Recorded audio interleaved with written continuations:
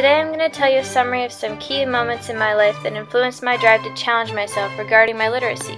It all started at age 3 when I was already memorizing books. My grandma couldn't even skip a page, or I would tell her to start the whole book all over again. My grandma then decided to try and get me to do more than just read, so we started playing the memory game and memorizing movie lines together.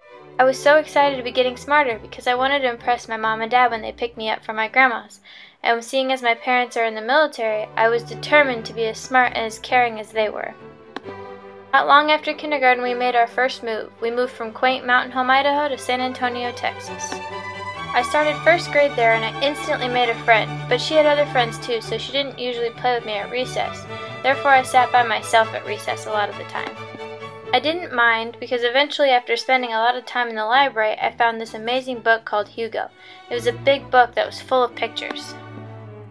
Although I didn't pick the book out because of the pictures, eventually the pictures gave me a newly refreshed look at how awesome reading was, plus it helped when my friends weren't always around.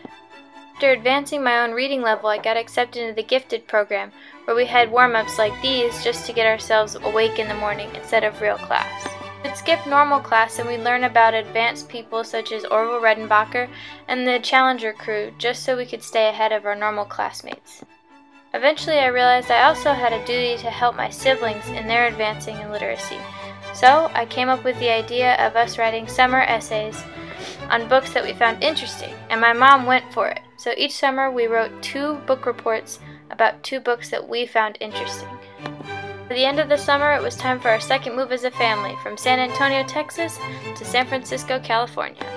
I was still looking for new ways to advance my challenge in literacy, so my dad decided to make me begin debating with him. We would debate things as elementary as why my favorite color was blue, and even political things. We would debate why I thought that way, even though I was only 13. Then began required reading in school. The first book was The Outsiders, and I instantly fell in love with it. I then began actually taking an interest in the books the school required me to read. I started annotating as much as I could, partly because it was required, but the other part was because it actually made it easier for me to remember the book later. And especially this book, A Lesson Before Dying, it became one of my favorites after annotating the entire book. Sophomore year of high school began a whole new type of literacy for me, my medical literacy. I was assigned a project where you research a career and create a presentation.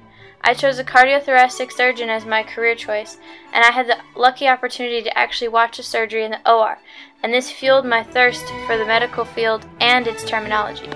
Sadly, as if the world knew I was interested in medicine, my mom got extremely sick, and in order to understand what was wrong with her, I had to start improving my literacy about medicine, just so I could figure out how to help her and what was going on. My mom eventually got better, and a couple years later, we got assigned our final family move to North Carolina.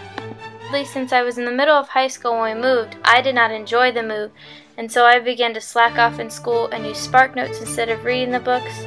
And slowly but surely, I let my thrive for literacy slip away during junior year of high school. After transferring schools, I didn't even bother to keep up with things like how I learned French for 3 years. I used to be able to tell you so many phrases and so many different words, and I was very proud of my advancement in French. But now, after moving, I gave up and I stopped learning, and eventually I actually lost half of what I remembered from high school.